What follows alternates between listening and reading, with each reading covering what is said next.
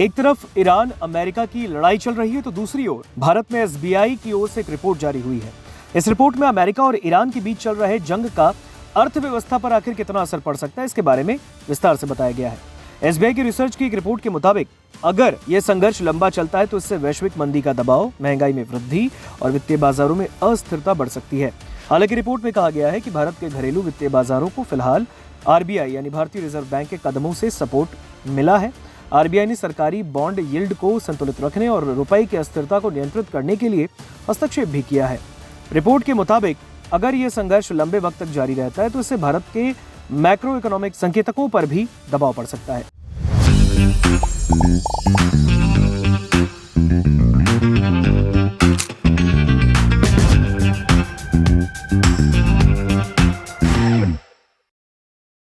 Report में कहा गया कि आरबीआई ने स्पॉट मार्केट में हस्तक्षेप करके रुपए की अधिक अस्थिरता को कम किया है और इससे 92 के स्तर से नीचे रखने में सफलता हासिल हुई है। रिपोर्ट के मुताबिक मौजूदा अनिश्चितता के बीच ये कदम काफी महत्वपूर्ण माना जा रहा है।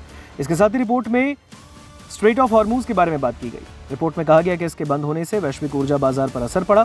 दुनिया के लगभग 20% कच्चे तेल का व्यापार इसी मार्ग से होता है और इसीलिए यहाँ बाधा आने से तेल की कीमतों में तेजी देखी जा रही है। फिलहाल ब्रेंट क्रूड की कीमत $91.84 प्रति बैरल और WTI $89.62 प्रति बैरल तक पहुंच चुकी है और एसबीआई की रिसर्च बताती है कि अगर कच्चे तेल की कीमत में प्रति बैरल $10 की बढ़ोतरी होती है तो वित्त वर्ष 2027 में चालू खाते का घाटा करीब 36 बेसिस पॉइंट तक बढ़ सकता है।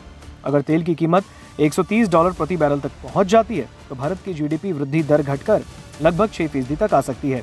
एसबीआई रिसर्च ने ऐतिहासिक दृष्टिकोण से भी इस संघर्ष का विश्लेषण किया। रिपोर्ट के मुताबिक ये जंग कॉन्ट्राटिव वेव के अंतिम चरण के दौरान हो रहा है, जो लंबे वक्त तक चलने वाले आर्थिक चक्र का सिद्धांत है और इससे वैश्विक अर्थव्यवस्था पर संरचनात्मक प्रभाव पड़ सकते हैं। रिपोर्ट बताती है कि संघर्ष में कुछ देशों को फायदा हो सकता है।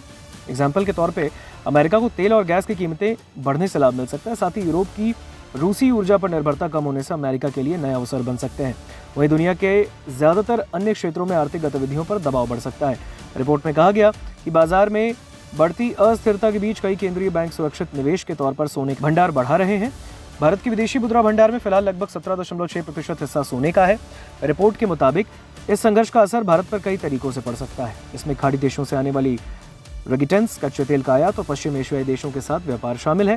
हालांकि रूसी कच्चे तेल की खरीद और फॉरवर्ड कॉन्ट्रैक्ट्स जैसे कदमों के कारण आपूर्ति से जुड़े जोखिम कुछ हद तक कम हो सकते हैं। रिपोर्ट में इस बात का भी जिक्र है कि भारतीय बैंक और निजी कंपनियां भी उन क्षेत्रों से जुड़ी हैं जो इस संघर्ष से प्रभावित हो सकते हैं।